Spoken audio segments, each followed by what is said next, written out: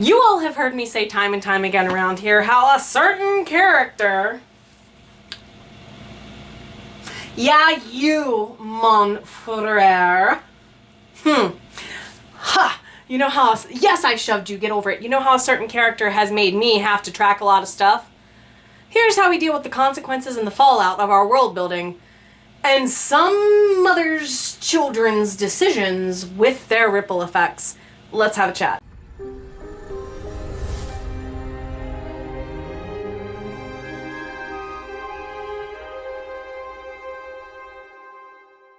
Welcome on in, everybody. My name is Jenna O'Malley. I am your soul writer, author of sci-fi fantasy with dashes of romance and nerdy references. And if you forgot what my books include about those diverse characters and their journeys they weave throughout time and space, you better check the landing page of jennathesoulwriter.com and remind yourselves why I like to write what I write.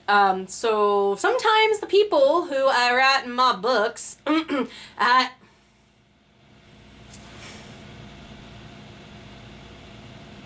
Merci. Anyway, certain people cause a lot of ripple effects in our books to the tune that, you know, what was once 3 is now 45.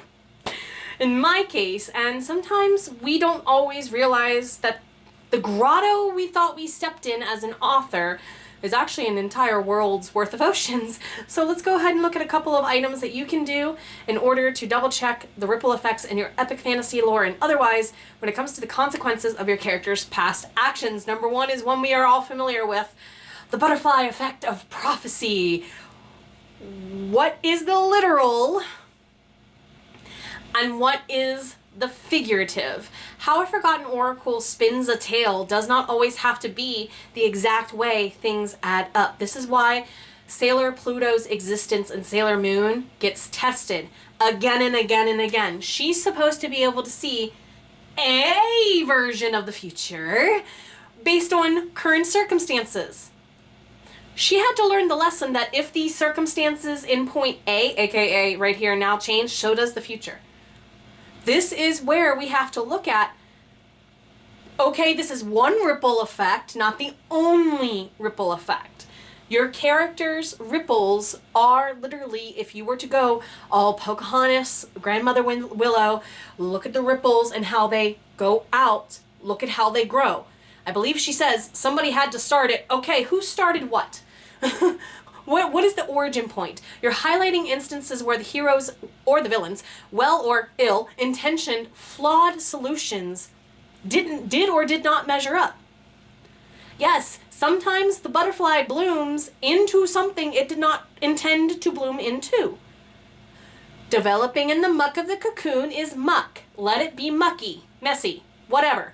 You find the beauty in the prophecy and the ugly sides. This is where a lingering curse. Is it time for it to end and become something better or worse? And that is not necessarily meaning that better is good and worse is bad.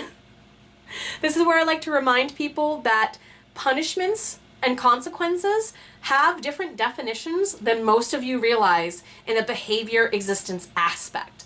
Go check them out and see how they apply to the butterfly situation and whether or not you're missing something that is actually a stronger, more plot twist or stable answer. Either direction is appropriate.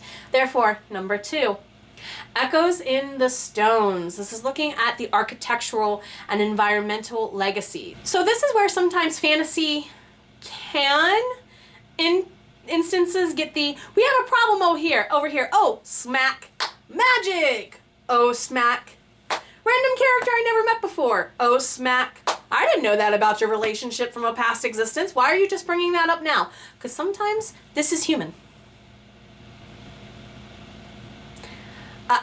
There's a lot about me that a lot of people do know, and there's a lot about me that only some of those people know. This applies to our characters. Now, if you tend to have a character who is always like, oh yeah, and, oh yeah, and, oh yeah, and. Yeah, you thought you were unscathed in all of this, Mr. Book Dragon, didn't you? Normally, when that one shows up with a book, something's about to go down in, well, my first 5 books. We set that precedent in book 1. If shows up with a piece of paper or info, you better shush. And that's where it comes into, are you doing these structurally with integrity on purpose? Or are you taking that stability and slanting it more, like I said earlier, into smack, surprise, smack, surprise. Oh, look, there's a leak in this vessel. Let me put some flexi tape, whatever you call, over it. Okay, y'all, we fantasy authors are kind of the most guilty of that. If you're overdoing it, remember your powers of 3, 5, 7, 12, okay? Yay. So explore terraforming in the sense of not just looking at the physical world that your worlds are built on. Terraforming can literally mean the magic system gets catalyzed into something different. This weapon changes because, hello, all of you Bishonen armored samurai and Super Sentai like TV shows for my anime and whatnot nerds of Japanese consumption of lore things. You all know this well. They do that at least once an episode because it fits. Again, these are why we have our patterns of existence and things, and your characters will tell you when the architectural landscape of various systems in your books are no longer supporting their growth. This is where in a video game mindset, they will have prerequisites for you to get into certain levels. Has your character gotten the checkpoints to go into the next level? A common one that I like to reference here for speedrunning in Legend of Zelda Ocarina of Time. One of the fastest ways to speedrun that game, even though it's a really long game, is knowing that the final dungeon only checks for 2 or 3 of the 8 big things you collect. Oh look, you mean an option to play this game is to just go to some of the hardest dungeons first, beat them without leveling up and skip all the level up tutorial stuff? Let's go! So that's a choice in your storytelling as well, to be fair. Therefore, number 3, the weight of unkept packs. Oh boy, where are those loose strings? There's a loose string, and there's a loose string, and there's a loose string. You need them for serialized novelization, for serialized publication. But if you're not tying them up, your readers might not enjoy your plot twists, your cliffhangers, your flexi tape plot fixes half as much as you would love them to. And a lot of that really goes down into how much metal are, I'm picturing the Ten of Swords tarot card here. How much metal are you carrying? Are your hands too full? Do you need to tie up some loose ends to lead you to a different realization that brings in a new loose string? This happens sometimes in fiction. Disney's version of Loki, the TV series, does an amazing job of explaining that by collapsing timelines. So if you can kind of picture that your character's threads of loose threads of packs of things that were left unsaid, promises never fulfilled, you can take a look at them and see how they can become like domino effects to collapse down into your midpoint, into your break into Act 2, or your climax in your falling action, for example. Therefore, number 4, cultures are forged, sadly, by 2 capital T, romanticizing to the Gothic Victorian levels here, to get really specific, capital T taboo and capital T trauma. They're friggin' real to humanity. And therefore, a lot of people who tend to read the fantastical things know that if it's going to get dark, those 2 things are in play, because you're always questioning what lessons are your characters willing to learn for their better, not necessarily for good or for bad, and for their worse, not necessarily for their good or their bad, to tie in those strings together. If you're getting a little uncomfortable while writing your books, maybe that's what you're supposed to write.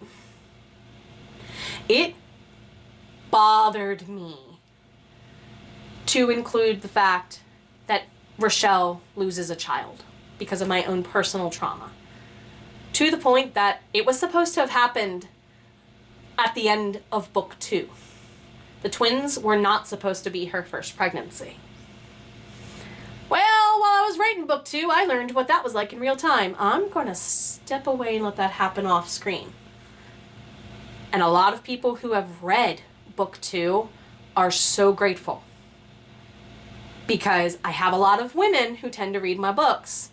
And they're like, okay, I'm actually glad you didn't make us go through that on screen. So you see where you can flirt with it and use the "it happened off screen" with a reason. Now, my reason was Neftiri and Rochelle hadn't seen each other for about 5 to 7 years. And this is book 4 spoilers here.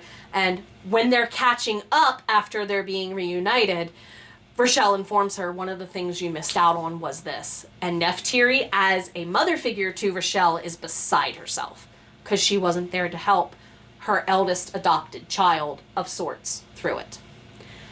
That was a big T trauma that I had to ask myself, how are we including this with that sense of looking at giving it a social norm?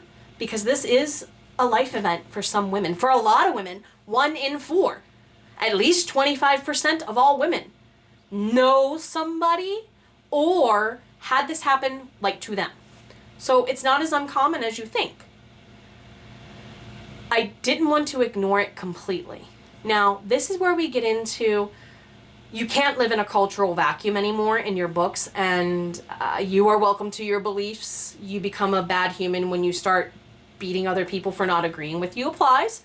So I'm not going to beat you with this, other than to indicate that if you're looking in this realm of dark, you need someone checking you on your sensitivity, and it does boil down to word choices that might not be slurs, that might not be negative to you, but you need to understand the subtext of what you're representing, regardless of whether or not your characters do or don't look like you, because they might also represent your behavior, your attitude in ways that you don't actually believe. And we all have seen a certain franchise that I will not name, pun intended. Anyway, go through that in real time. At least it got a whole generation of people reading anything, Jenna. Be happy for that and move on. So therefore, to wrap it up, The Creator's Crucible. If you made it this far, like, comment, share, subscribe. Oh my goodness. And we're coming up on Valentine's Day, so go ahead and leave a heart of any design you like below. The sparklier, the better, because magpies like shiny. Therefore, The Creator's Crucible. Narrative implications.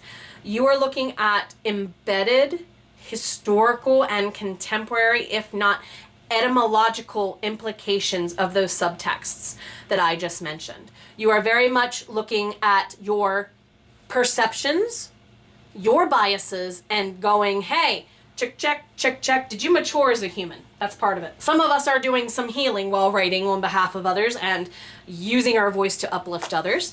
And that's the way it should be. If you're learning to heal, I'm for it. But also, you're going to go ahead and look at becoming more powerful in developing nuanced stories that are not just one side of a coin, 2 sides of a coin.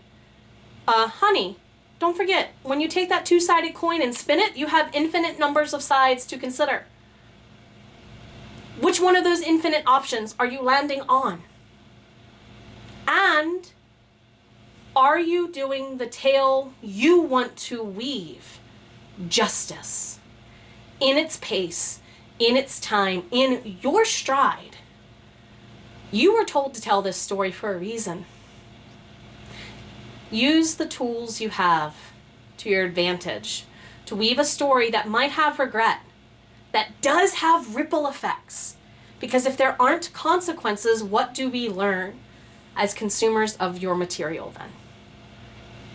You're spinning tales, you're building worlds, you're making magic. Don't forget to take care of yourself along the way. Refill, create from your overflow. Don't drain yourself. We need your stories now more than ever. Dang it.